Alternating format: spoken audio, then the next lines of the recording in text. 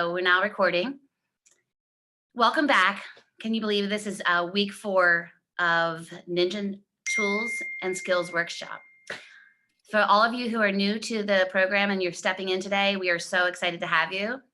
I've been told I don't say my name enough, so I'm Beck Geraci, and I work with Christian in the training department, and I also have the honor to work with Annie Primus in the Prairie Village office. So I want to take a quick second, and this is where I'm going to have for interactive on the chat room. So I would like to take a minute and do a breakout halfway through. And I don't want anybody to be too nervous about it. And we'll break out into smaller groups, but I have a quick little exercise in the middle, and I just want to make sure everybody's okay with this. So if I get enough yeses in the box that they're okay with doing a breakout, I think it's going to be helpful so you guys can share with each other. And so let me know. And then you know me, I do repetition. I just want to remind everybody that our challenge this week is to make sure you're making your phone calls. For all you new ninjas, how's it going? I want to hope you're doing it. To everybody else, are you keeping on schedule? And then also, I'm just going to take a quick minute and read the Ninja 9. Are you guys doing these? Gratitudes and affirmations, showing up, staying on an agenda, dress up for show up. That was just the greatest thing. Write 2 notes, focus on your hot list and your warm list by using your business tracker. And then weekly, make the phone calls using Ford. Schedule 2, yay, Patty, she's showing it. Schedule 2 real estate reviews, 50 live interviews. That's could be at the grocery store, it could be texting, it could be anything, just as long as you're reaching out. And updating your database, which is something we all discussed, and there's so many different options. And that brings us to today. So I just want to make sure everybody remembers that if you go to bhggenius@kch.com, you're going to see the 16 questions that are part of the sales process. Ninja's pretty strict. They want you to follow those, right? They want you to follow those to the T, and that is a successful program. But we know you have to customize it. And there's a lot of ways to customize. So I'm really, really excited. I have 2 very successful Ninja agents with us today, Kylie and Emily. Kylie she was on our panel on Wednesday. Kylie is from the Prairie Village office, and Emily is also from the Prairie Village office. I know there's a lot of other great systems. So if anybody wants to share those, you can email me, and I would make sure that I get the information out. But what they're going to do is they're going to go through their process, and they're going to share what they do, and then a few little tips that they have been doing lately based on COVID or based on the demands of Zillow. So they'll get into those details.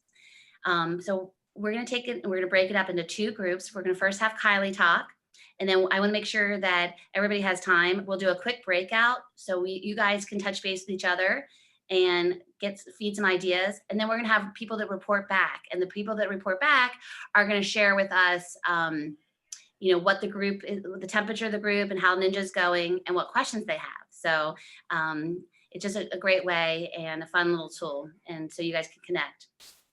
So Kylie, I'm going to turn it over, and she's going to share her screen and work and whatnot, and talk about it. So please, I'm going to be watching the chat room. Ask questions throughout if you have anything that comes up. Kylie, thanks for coming. Hi, folks. I am joining today to follow up on a small tool I talked about on Wednesday, and that was my quick Excel neighborhood review sheet. It is a 1 sheet of information that I build using an export from MLS, and I use this sheet in a bunch of different ways. I will share it with you so you can see it while I'm talking. Let me do this.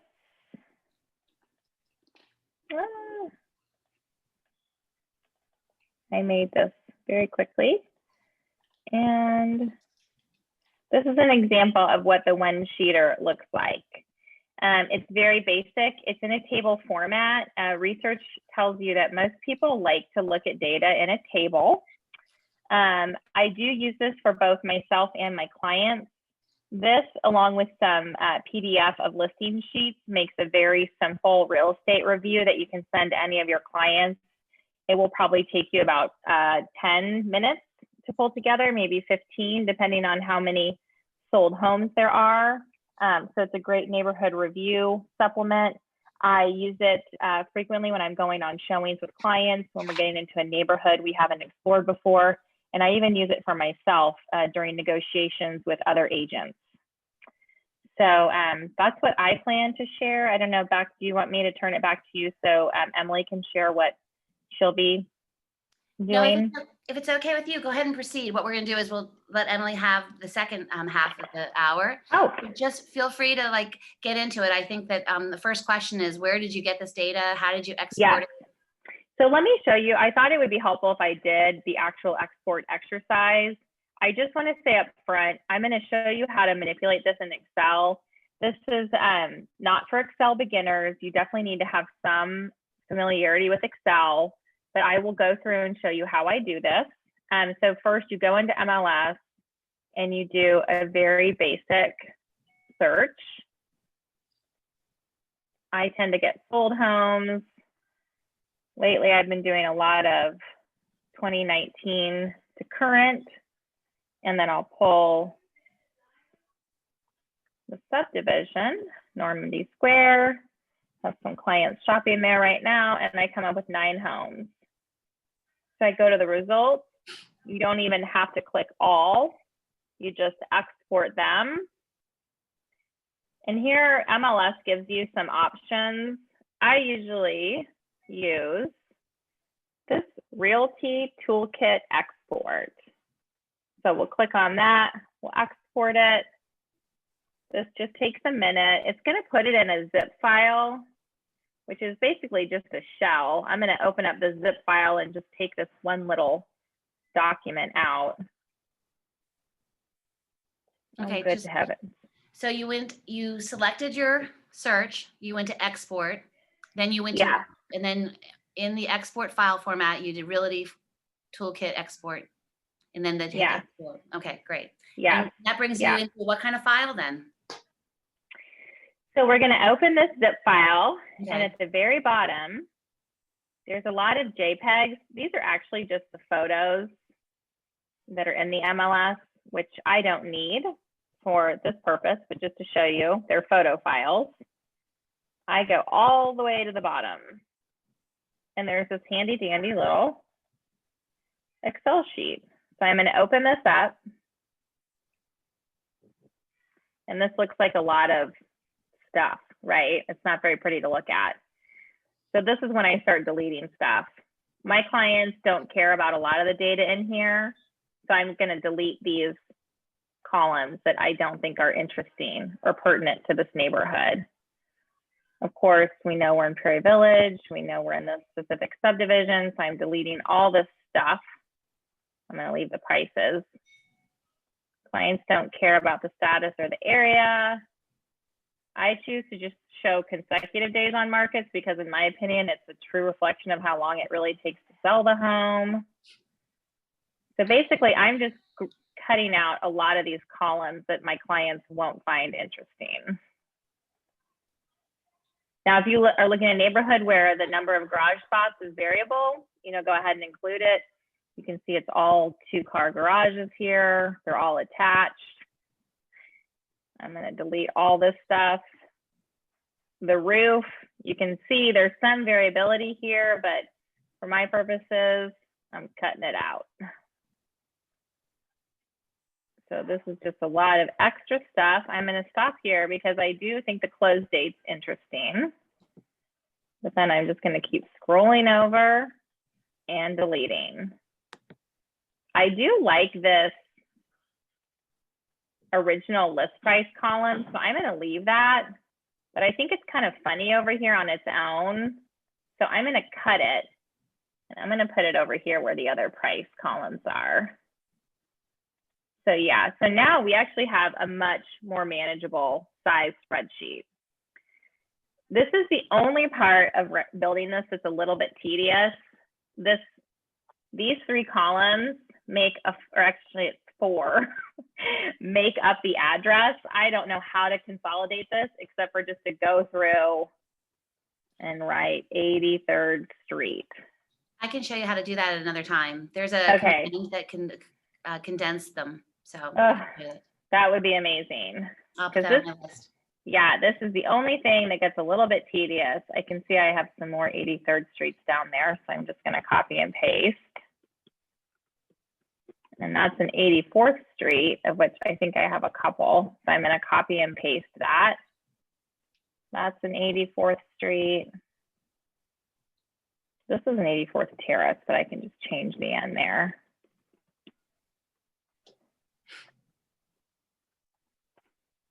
And once we're done with this, we're basically just formatting.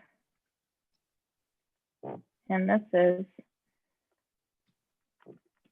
Rosewood. And that is actually an 83rd Terrace, isn't it? Okay, so now I can just delete this stuff. We already made it look pretty over here.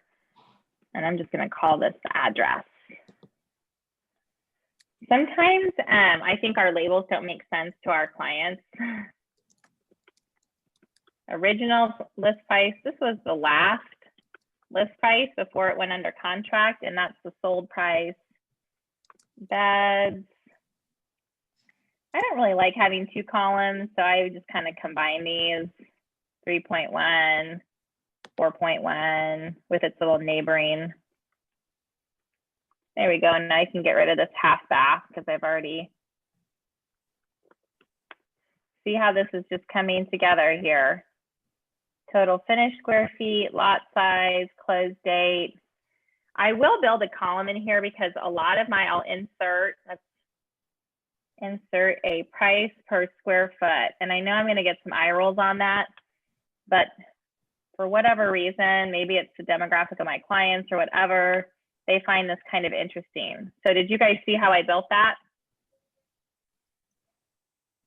Okay, I'm going to do it one more time. I basically build a simple formula by starting with the equal sign.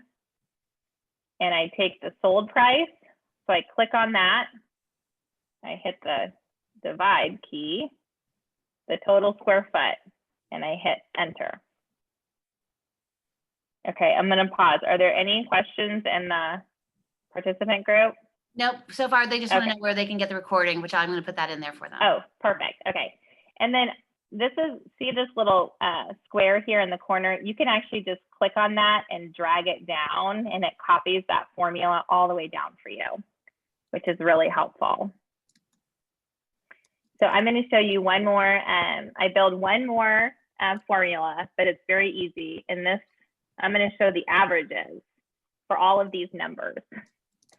So up here where this little sigma symbol is, this is a real easy kind of instant formula builder. If you click this little arrow next to it, it will allow you to sum all those numbers above it, average, count them. These are just some really easy kind of pre-built formulas. I like to show the neighborhood average, so I'm going to click average, and it automatically goes all the way up that span of numbers, and you just click enter. So I like that formula. I'm going to pull it all the way across, and there we go. So Kylie, I was going to type it into the chat room, but I think it'll be easier if you just take a quick minute. Would you mind going through the formula one more time for the square feet and just showing them how to do the selecting the columns? Absolutely. So what we're going to do is build this one more time. So what you do is you put your cursor in that cell and you hit the equals button, which is right on your number row typically. So that's the start of your formula. Then you're going to click this cell with the sold price because you're dividing the sold price. I'm going to click it. I'm going to hit the divide button, which shares the button with the question mark typically.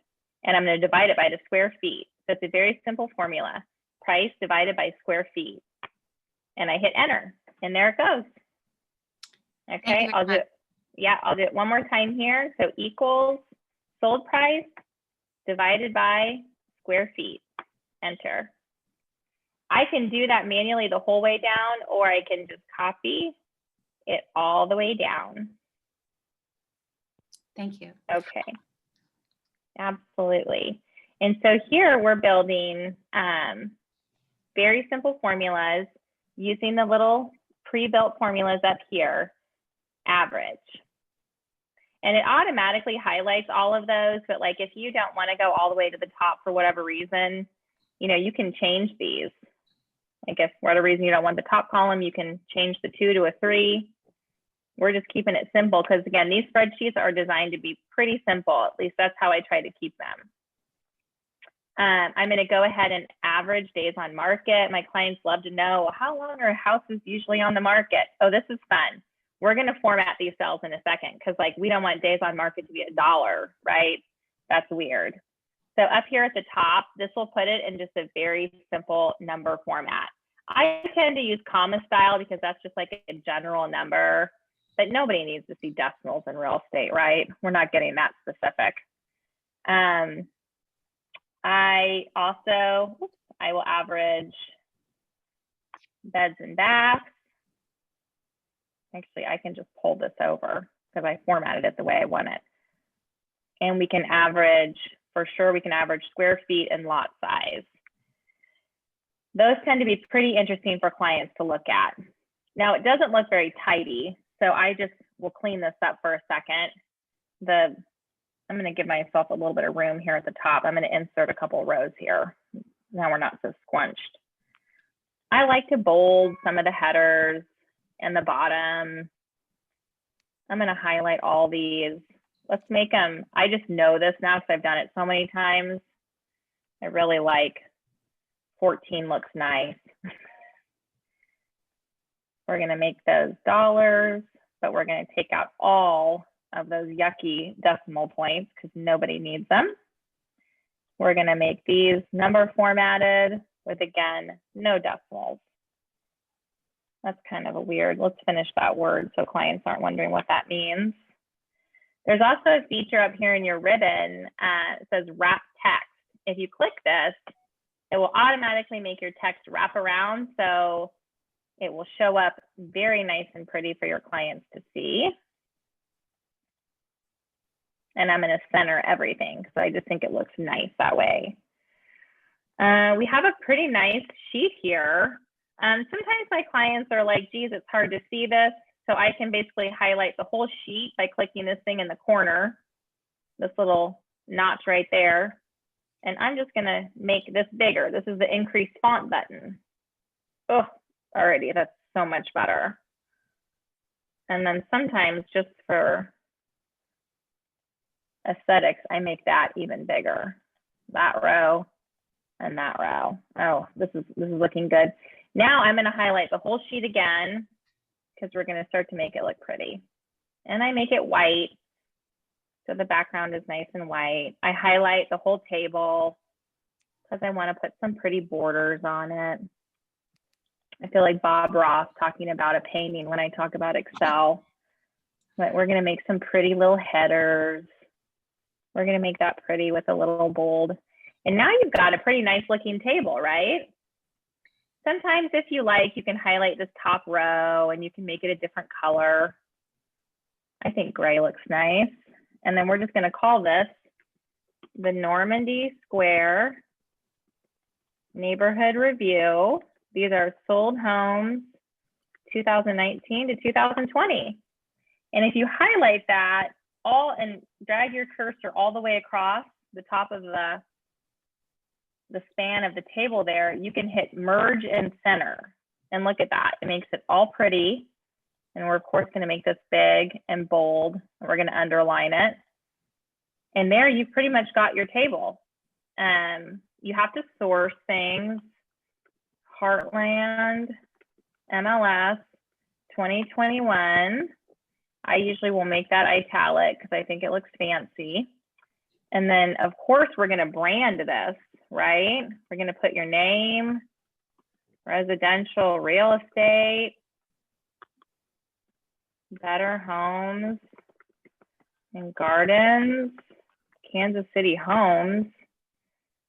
people got to be able to get a hold of me. And just for good measure, we'll even do. I just think this makes it look a little bit more professional. And then my favorite final touch, I will insert a logo. So under illustrations, you can pick pictures from your computer, because of course we've all saved our Better Homes logos, right? I do. I have this marketing file I've made for myself, and I put my logos in here. So here's my favorite black and white logo, which everybody knows is on our agent drive. This actually could be cropped better. So I have to do it every time myself. Up here in the corner of your ribbon, you'll see this crop button, and you can just kind of shave it up. It's just a little big. And you can move it like a picture. That's a little crazy big, isn't it? So now, like, we're kind of ready, right? Let's see. Sometimes I need to make sure, this thing is kind of in my way, but I don't think there's any way around it, is there? There is a view ribbon up here. I don't know if this is going to let me touch it or not.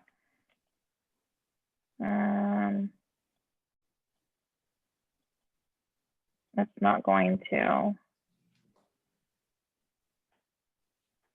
Anyway, what I tend to do with this, I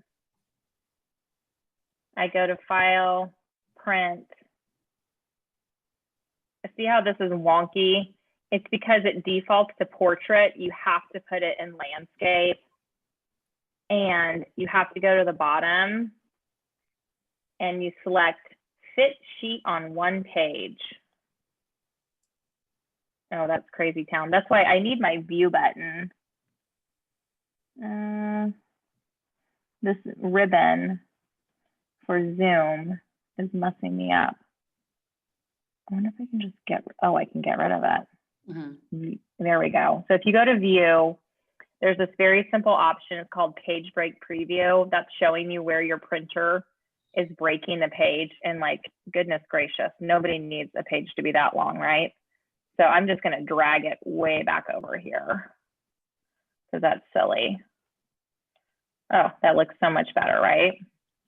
Now, if we go back to print, we have this lovely little page. I love to print to PDF, which you can, and you save it. And then it looks like this.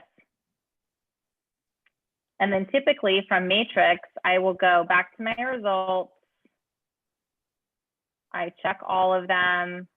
I print them into a client full. And I just save them as the Normandy Square listing comps.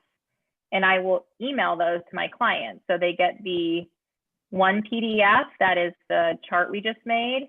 And then they get the other PDF with all of these listing sheets attached. And that's how I build in probably 15 minutes or so, really quick neighborhood reviews, or again, prep work for showings or negotiations. Kylie, would you take a minute and share those last 3 steps you did when you went back into Matrix? Yes. So what I do is I go back to the homes that I had exported. At this point, I do check all, which is required. So when I came back, it looked like this. I checked all up here at this top ribbon, and you go to print down at the bottom. You get to select if you need more options than this, if you really like the thumbnail, etc. I don't. I just tend to use the client full version because it gives them the picture and some of the neat stats. And then I click print to PDF. And it's going to take a second to put this together.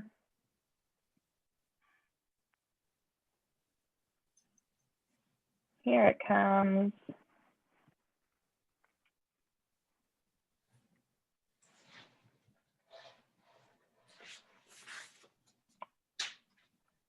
I have noticed this new MLS is a little bit pokey, but it's going to happen. Here we go. So then I would save these with using this little arrow button. You can download it. And I would just save this as another PDF. I'll put it in my Ninja.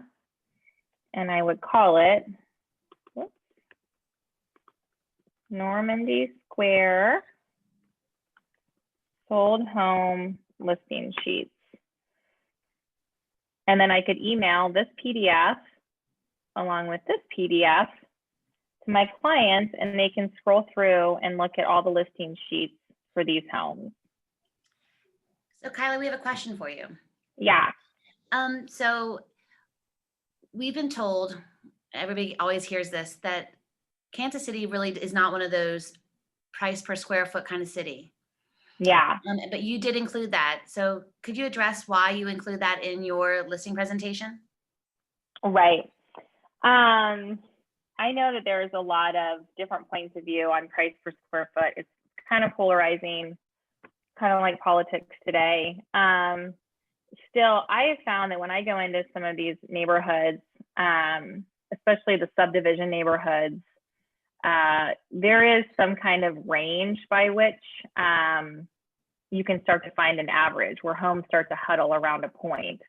The reason that that's interesting for me as a buyer's agent is it helps me articulate to clients when we see homes that are really well appointed, why they are having a higher price per square foot. It's because it's more indicative of the finish level on the inside.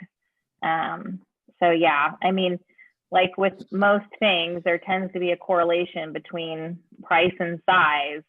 And I know if you use Focus First, you build those pricing charts. And while you can see outliers on that fair market pricing line, there is, you know, a bit of an average for most neighborhoods where larger homes tend to sell for more, and the more finely appointed homes, you know, they tend to pack a premium into their price point because of those finish levels.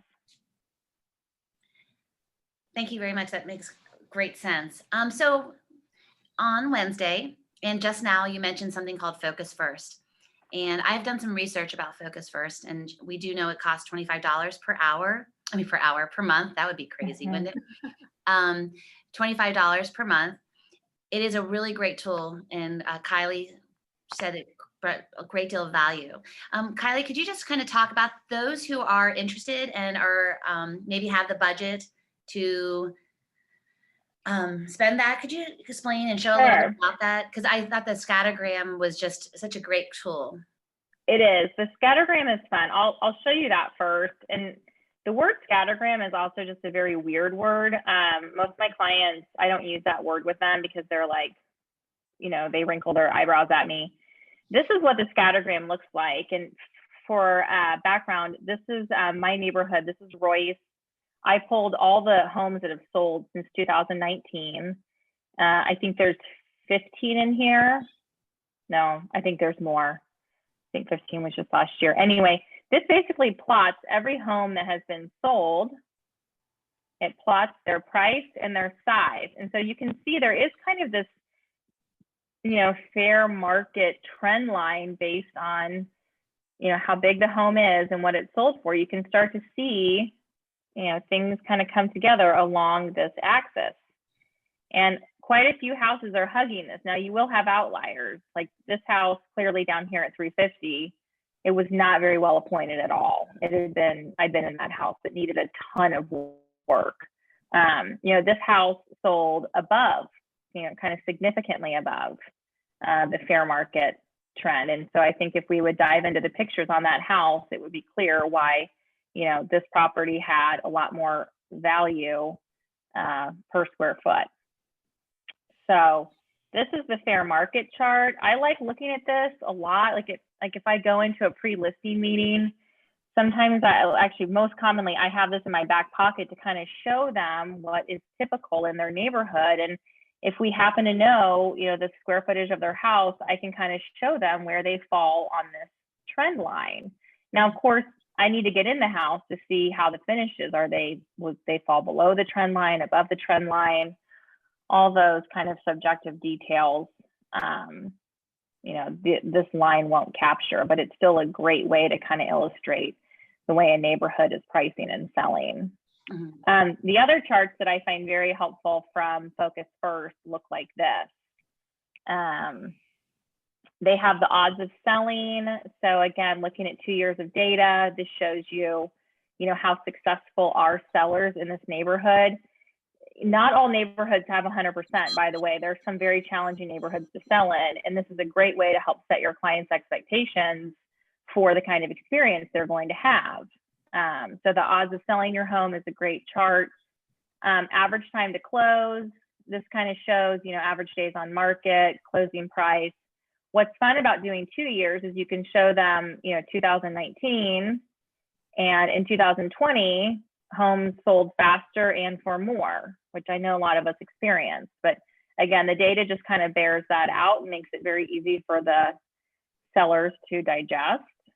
The final one is the buying pattern, which I think COVID kind of blew all of our cycles to bits last year.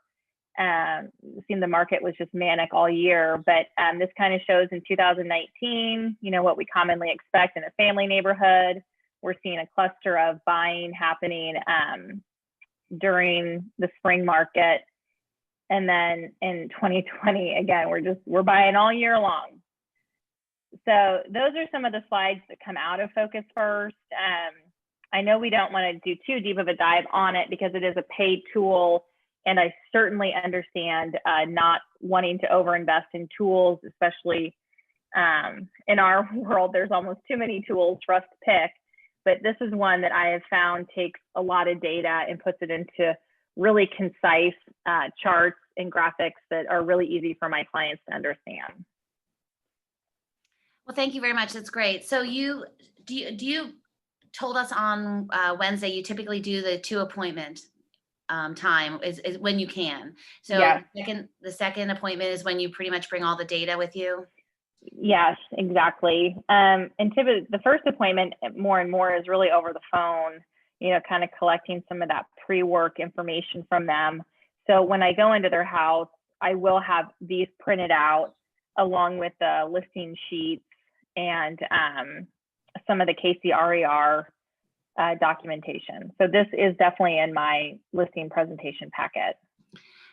Well, if you have a minute, we have a few questions. First of all, I know the answer to this because the answer is yes, but I would love to hear it from you since you use it on a regular basis. Is Focus First easy to use? Very. I'll show you. I keep it on my desktop. This is what it looks like. And so when you open it up, it will ask you for this export from MLS, which I need to get out of this silliness. There we go. Sorry. This is what Focus First looks like. Hold on. I'm having a Excel moment on my computer. So yeah, you open this. Visual pricing is what it's called. That's Focus First tool. It's just a macro-enabled Excel worksheet. So it's got a bunch of fun stuff built in. If you go to the visual pricing ribbon, it's very simple. You start here and you basically just upload an export from MLS. And it is like, it will take you a second to set it up. Like I'm going back to my MLS. This is my profile. I had to build a custom export, but they have like step-by-step instructions for how to do it. This is my Focus First export. It's the only one I've built. I don't think a lot of us build exports typically, but the one from Focus First is very easy. You basically just select, I think it's like 20 criteria from the drop down, and then you're set. So then you would pull like a regular, residential query. Like here, I'll just go to one of my recent searches. I don't even know what this one is, but we'll export it, and you'll see, because I have it built, Focus First export. And so just like you did the Realty Tool export, you can do this export, and it brings up this like very bizarro text file. It looks like that. No idea what that means, but the Excel sheet reads it perfectly. So you would just save it, anywhere. We'll just save it like that. And then in your tool, I put it on my desktop, didn't I? You just pop it in there. It's gonna think for a minute. So there's definitely gonna be a learning curve, but it is intuitive and it will take some time to get used to. We have a couple other questions for you, and then we will move on to our next special guest. So could you take a second and go over the chances of selling your home and explain that again, just briefly? Oh, the odds of selling your home? Yeah. Yeah, here, this just got created while we were talking. So this is basically my little test market. It turns out it was Phil Royce. There were 15 properties that were active in the past 12 months, and all of those properties closed, which makes the odds of selling in Royce 100%. That's fantastic. This goes back through 2020 activity. So it says that there's 2 still for sale. Again, still pretty good odds, 87% of clients that listed their house in 2020 sold it in 2020. I happen to know like these 2 actually got listed in December. And so that's something you would want to be able to speak to with your clients. Like, this is slightly an outlier because they listed in December. So I think one of them is actually under contract already. So again, I don't think you need to get in the weeds on this one, but these are very high odds, which gives sellers a lot of confidence. I've sold in some neighborhoods where the odds are not high. They're like 50. Like if you're selling in Holbrook right now, this looks very different, right? And so this can be great because it'll get your clients either salivating, like selling our house is going to be a slam dunk, let's get it on the market, or it helps set expectations like this is going to be hard. Like we might need to grind through this process more than potentially your client is expecting. So I find this chart to be very helpful. This is a good news slide. Some of these come out to be very difficult. Well, thank you very much oh my gosh, that's so much information. It may seem a bit overwhelming. It's going to be recorded, so you can go back and revisit it. I am going to just say one quick thing that we will look more into this, but there is a cloud CMA that kind of produces a similar graph as the scattergram.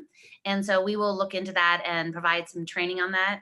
And then also it's on our agenda for the year to do a Excel and Sheets work training program.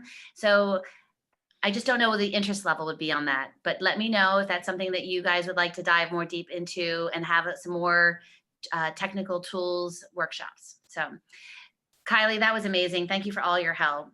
We are now going to move on to Emily Ellsworth Vogt. Emily Vogt, and she has some great tips and tools that really helped her succeed during COVID, and then also just with getting some new listings, which she can share with you. So I'm going to go ahead and turn it over to Emily. Thank you, Emily.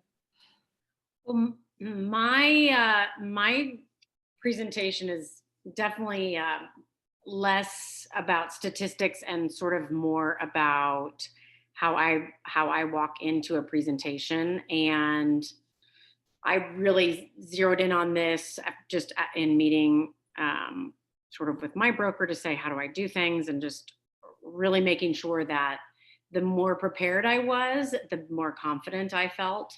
Because I think everybody agrees that when we walk into a presentation, you feel nervous, as we should.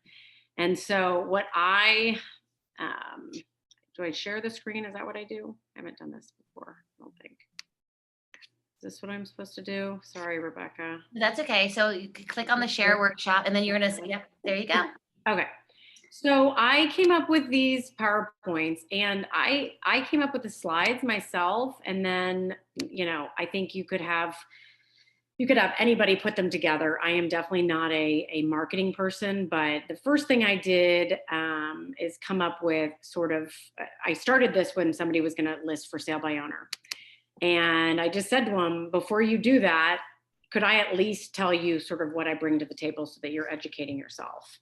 And so I came up with this, and I just sketched it out on a couple of Word documents, and then I had my husband put it together, and it's always in PowerPoint. I tend to be a little bit possessive about my things and leaving them with sellers because we all know that we've, gathered things from our friends or, people who've listed with other people and we view them. So I really make this, it usually ends up to be 10 to 15 minutes. And so I will walk through this with you. I feel that it gives them the information without diving too deep. They see that I, am coming in, I am current without paper. So I don't bring any paper. And I have this, and then I have either a cloud CMA or a CMA from Matrix, and I go over it. So the first thing I do is just say, I'd like to sit down and, whether we've worked together many times or this is our first time, I really want you to understand how I work and how this process works. So I said, this will take just a few minutes. So I just really click through it. Can you guys see the full screen over there, or should I zoom out? Can Click everybody the see it? green, yeah. Can you see it okay, the whole thing? Yeah, it looks great. That's Okay. great.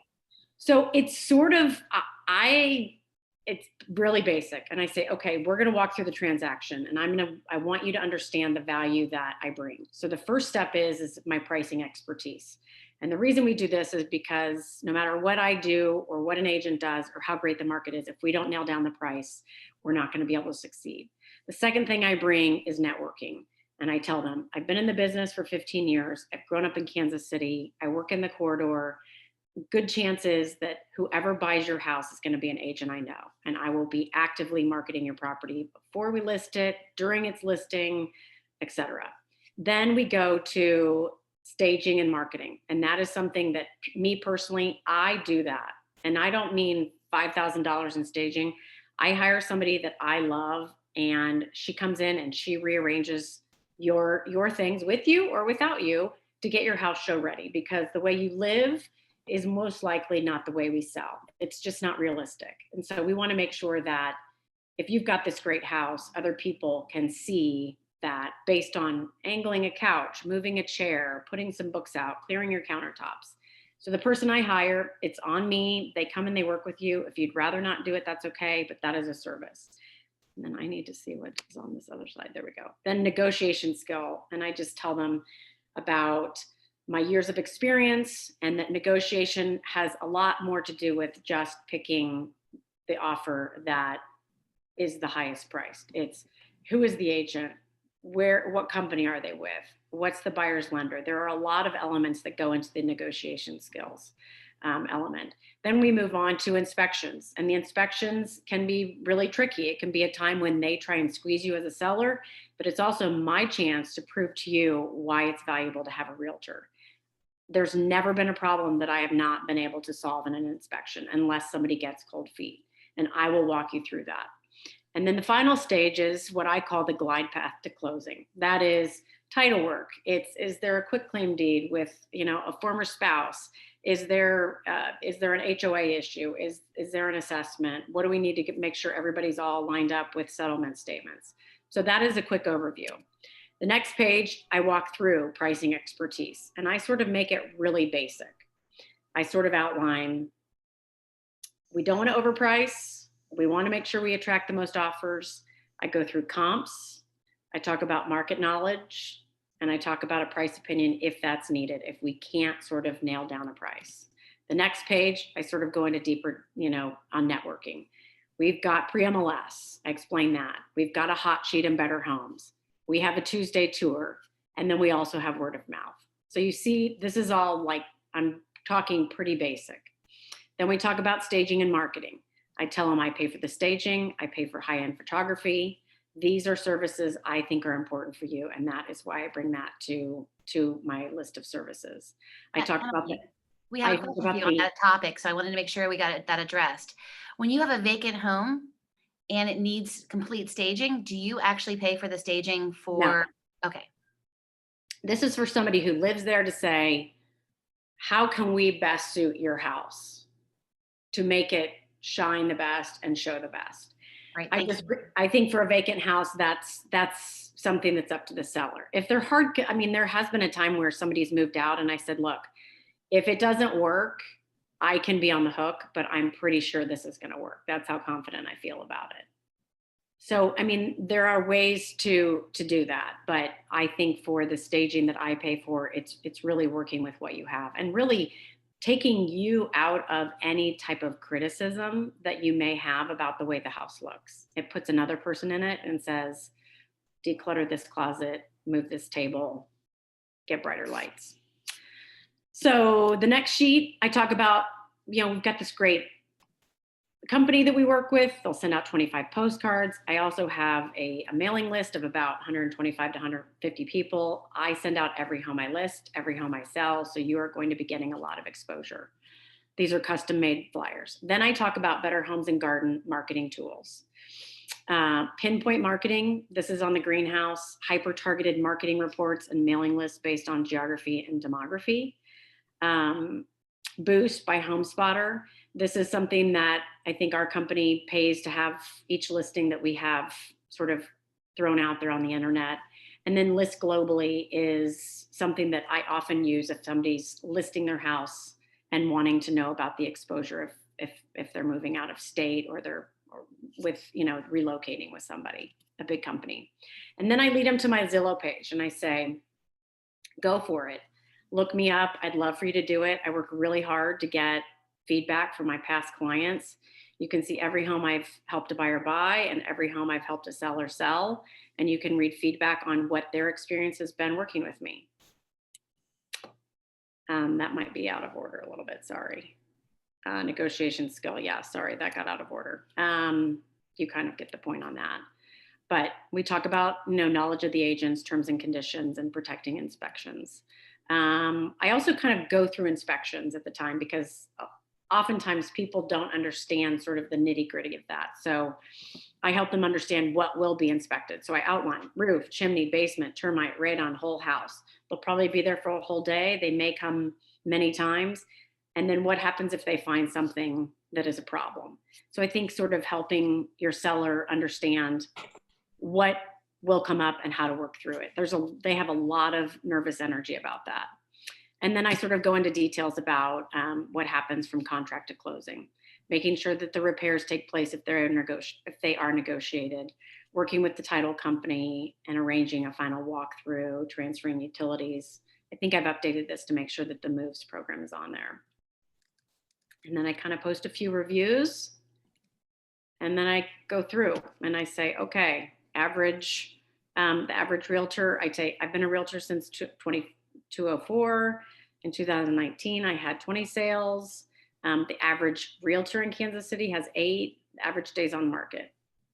So it's not fancy, but I do feel like I am able to hit a lot of sort of highlights and educate them without diving too deep and losing them, because you can tell pretty quickly that you lose them. So I'm not sure how long that took, but that was pretty quickly. But that's about the pace that I go through it. I don't read everything. So that is my presentation. So I think it's, let's see, 1, 2, 3, 4, 5, 6, 7, 8, 9, 10, 11, 12 pages, 13 pages. So it's about 10 to 15 minutes. It's about a minute a page. And I find that at the end, people don't have a whole lot of questions, which is good. But we do have a question for you though. Yes, Do you email your PowerPoint? No, I Okay. don't. So you don't even print it out now. So No, you just. I don't. And I just think for me, the benefit is presenting it. And I think Terry Johnson was talking about that the other day when she was saying, ask to be first. I want to come in and sort of set the bar and make sure that people have all the information from me and that it looks nice and that it is prepared and that I feel prepared. Because we've all been in that situation where somebody calls you and says, oh my gosh, I'm ready to list. Well, if this is set and done and you update it as much as you update your COI or you look at your hot and cold list, you will always be ready for a listing presentation. You will always be ready. And you can go in there and even if you haven't nailed down the price, you can do that on your time there, but this is always ready. So this, I feel for me has been, it's been a really good thing for me to rely on. So we are we have 7 minutes left, and I think something that has brought on in the chat room that is really interesting and exciting, and you're about to show us this. Do you, with regards to Zillow, do you pay for a level or do you have a membership? And then could you share the letter with us that you sent out Sure. regarding Yes. that? I do not spend one dime on Zillow. My broker, Annie, I got to give her all the credit. She's the best. She has worked really hard to get our agents to get reviews on Zillow, and I think I saved it. Let me see. Oh, they're in my screenshots. Hold on. So I send out an email, and it is really basic, and I send it on the day of closing, and I call them and I say, hey, I have one small favor to ask you. I work really hard to make sure that I get the reviews that I need, and this email is going to come to you. If you can fill it out today, that would be great. And I say it's important to do it today because only one agent can claim the sale. So if somebody on the other side claims it, we don't get it. So let me see if I can. I'm not as organized on my screenshots here. Is this it? No, Girl Scouts of America. Got that. Okay. Let me pull up my email because Okay, I was gonna say you could just go back to where you were and just change it to a different format, and you can see when you've saved it. So okay, here we go. okay. Can you see my screen? Yep. Okay, so here it is. And I'm happy to send this to you. You know, you're unpacking. Thank you so much. At the end of every transaction, I reach out to my clients. Zillow is the dominant platform to do so. And with that, I would love to ask you for a write-up. Start by registering. Most of them are already registered. And then I give them a hyperlink, and then I tell them you can unsubscribe. And everybody does it. Everybody does it. And it really feels good to me too. So for example, the other day we closed one and he sent this right away. Wow, that's amazing. So it costs nothing. It gives you a presence online. Just yesterday, a guy called me from Colorado and said, he started asking me price, my average price for the homes that I sold. And I was thinking, who recommended this guy? So finally I just said, may I ask you, did somebody give you my name or who can I thank? And he goes, oh no, I Googled you and you came up on Zillow.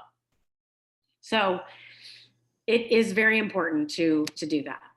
And then I know we're short on time, so I'm going to show you the last thing I did, which I think I was really struggling. What do I do during COVID? That's not it. What do we send out to people and what do we say to people? And this is what I sent to my clients during COVID. And I'm happy to send this as well because it may be relevant now as people are just struggling in February. I wanted to reach out to you, but I really am not here to sell. Common question, this was sort of identifying what's essential. So at this time I was just offering, how can I help you? Do you need a resource? Do you need a plumber or an electrician? Maybe you're thinking of refinancing, pulling equity out of your home. Well, I'd love to see you in person. I'm equipped to interact with you digitally. I got some great feedback from this and it really made me feel like I don't want to go away, but I also don't feel right saying now's a great time to sell and buy. And so that was that. That's amazing. Well, so we have a little bit less than 3 minutes left. So I want to make sure we are, as I say to you every single time, I want to be very, very respectful of your time. So we will be stopping in a couple minutes. Those who want to stay on for a minute later to chat, please do so. But thank you so much, Kylie and Emily, for such great information. I wanted to make sure everybody was aware. So Emily has some amazing graphics on her deck. And they were just really cool. You can do everything she did, maybe not as good, but you could get there with Canva. So Canva definitely is a very, very useful tool when it comes to that. And just with practice, you can definitely do that. And another question, so you use the greenhouse quite a bit. I pulled your flyers. Yes, I pulled all of my information from the greenhouse. List Globally, Pinpoint Marketing, and Boost. I pulled those graphics from there. You do want to, they're important elements that our company offers. So we need to sell people on that. And I just pulled them from that and read about it and regurgitated it and summed it up with less words. And that's really it. But the other things are that it's all on there. I think if marketing is something you really enjoy and you want to play around with, you can do it. If you don't, I think there are plenty of people in all of our offices that you can say, I have these 16 slides. Can you tell me what it would cost to draft it up? And then it's always there. It's in a PowerPoint or it's in a PDF. That's great. So I want to just do a quick recap. Again, thank you ladies for joining us. It was amazing, so much information. Something that was brought up during Coffee with Christian, she is right now working on having a marketing person at each of the offices. So stay tuned for that. That will be really helpful. And just make sure that you utilize all the virtual learning that is on our website if you wanted to learn more about Greenhouse or whatnot. And as I say every single time, if you guys are reading any new books that you would want to share, please email them to me at training@kansascityhomes.com. And then also, I have a handful of people who want accountability. We are going to be doing accountability partners after the next week. And you will ready for this? Week 5 is next week, working with buyers. Another great group of panelists. So if you want to stop sharing your screen, there you go. I'm like, we're gonna learn all about our personal life. So thank you guys so much for joining us with another great group. And we will see you next week. And there's so many compliments about Kylie and Emily. You guys are rock stars. Thank you.